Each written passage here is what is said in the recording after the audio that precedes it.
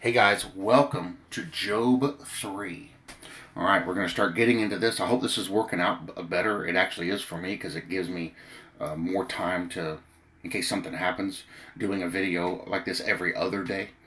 But hopefully it's giving everybody plenty of time to be able to actually view it, because the last few playlists, it was like a video every single day, and a lot of people were having to catch up on multiple videos at a time. So hopefully this is better.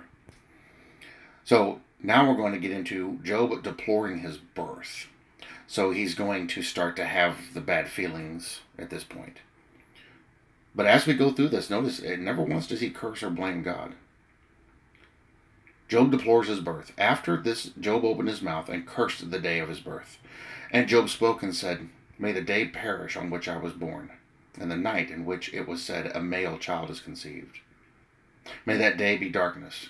May God above not seek it, nor the light shine upon it." I mean, after everything that was happening, I mean, you can't blame him for feeling this way. "Make darkness and the shadow of death claim it. May a cloud settle on it. May the blackness of the day terrify it. As for that night, may darkness seize it. May it not rejoice among the days of the year. May it not come to the number of the months. Oh, may that night be barren. May no joyful shout come into it. May those curse it who curse the day, those who are ready to arouse Leviathan. May the stars of its morning be dark. May it look for light but have none, and not see the dawning of the day. Because it did not shut up the doors of my mother's womb, nor hide sorrow from my eyes. Why did I not die at birth? Why did I not perish when I came from the womb? Why did the knees receive me? Or why the breasts that I should nurse? For now I would have lain still and been quiet. I would have been asleep, then I would have been at rest. With kings and counselors of the earth, who built ruins for themselves. Or with princes who had gold, who filled their houses with silver. Or why was I not hidden like a stillborn child, like infants who never saw light? That was a common practice back then. In fact, in some places of the world today, it still is. They don't tell you about the rural areas in Russia, how when the snow melts, they find fetuses, dead babies who were buried in the snow because people couldn't feed them. I don't know how widespread it is, but it used to be. There the wicked cease from troubling, and there the weary are at rest. There the prisoners rest together. They do not hear the voice of the oppressor. The small and great are there, and the servant is free from his master. Why is light given to him who is in misery, and life to the bitter of soul, who long for death, but it does not come, and search for it more than hidden treasures, who rejoice exceedingly, and are glad when they can find the grave? Why is light given to a man whose way is hidden, and whom God has hedged in? He's talking about himself very specifically here. For my sighing comes before I eat, and my groanings pour out like water. For the thing I greatly feared has come upon me, and what I dreaded has happened to me. I am not at ease, nor am I quiet. I have no rest, for trouble comes. Now, a couple of things that I see here. I'm wondering, after reading the last verse, if Job knew more was coming. If he was aware more was going to happen. I think so. I also wonder if Job realized, like in verse 23, why is light given to a man whose way is hidden, and whom God has hedged in? Didn't Satan say that? You've hedged him in? I wonder if Job knew something. I wonder if maybe he knew why it was happening. One thing's for sure, he wasn't prepared for this. And that's usually how it happens. Trouble comes when we're not prepared.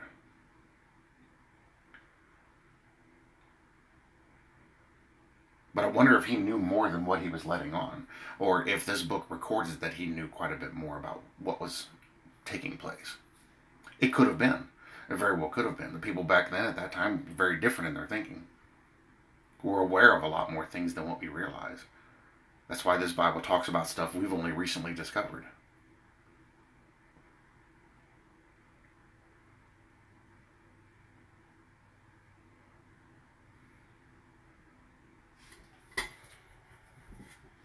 how interesting. And we're just in chapter 3. There's going to be more. In fact, a whole lot of stuff involving physics and that is alluded to here in this book.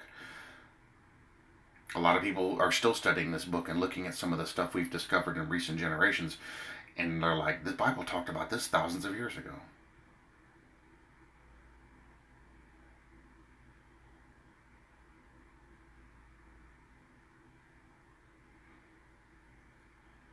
But the one thing Job is doing right now is suffering depression.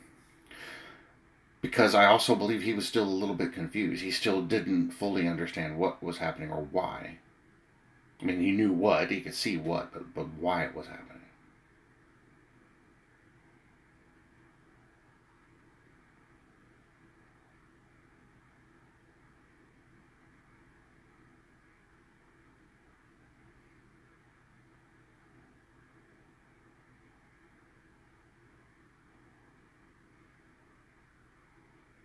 It'll be interesting to be able to have a conversation with Job.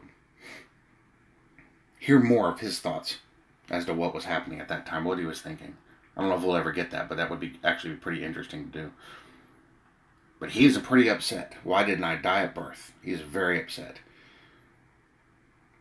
And I kind of get the impression, too, because he says down here at the bottom, his sigh comes before he eats, and his groanings pour out like water. For the thing I greatly feared has come upon me. He feared losing everything. Now, I'm wondering if that's only restricted to his wife and kids, which he had reservations about, it seems like. And his wife really wasn't on his side.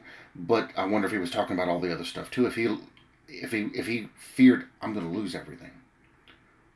I wonder if Satan knew that, and that's why he chose to go after Job, which God would have already known.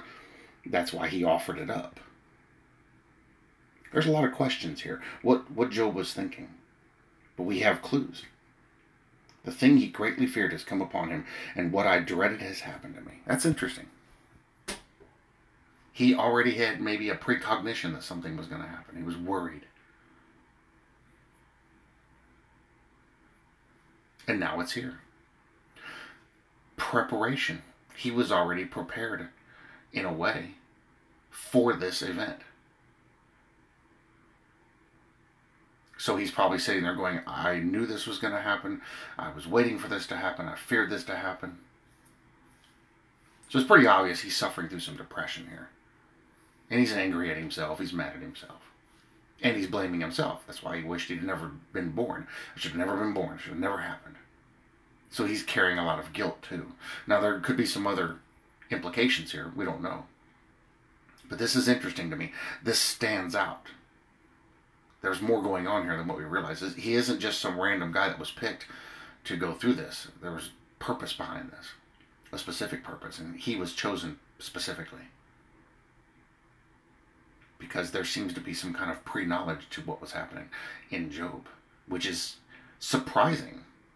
You would think he wouldn't have had any pre-knowledge of this, but it turns out maybe he did. Maybe he realized, because it talks about, in the first chapter, he talked about he was making extra sacrifices and stuff because he thought maybe his sons and daughters were doing some inappropriate things when they were partying.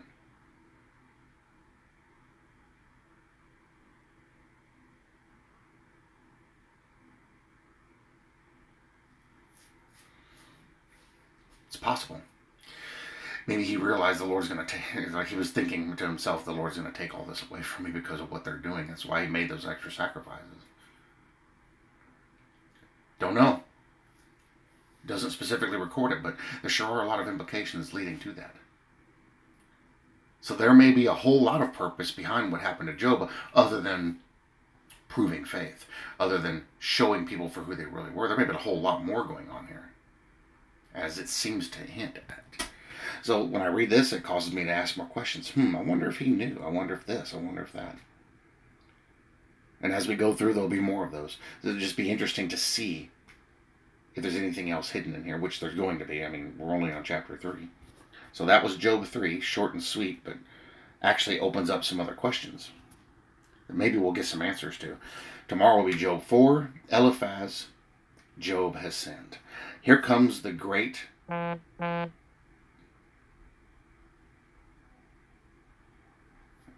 my neighbor.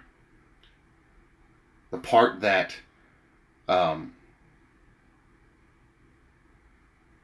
where he's going to blame Job. Job, it's your fault. You're the one that made a mistake. When in reality he didn't. And that's what they do today. Well, maybe you sinned. That's why everything bad is happening to you. No. So tomorrow should be an interesting one, because we're going to hear from one of his friends, the first friend, who's going to berate him and treat him and talk to him like he's dumb and like it was all his fault when it wasn't. All right, guys. Thanks for watching. See you in the next one.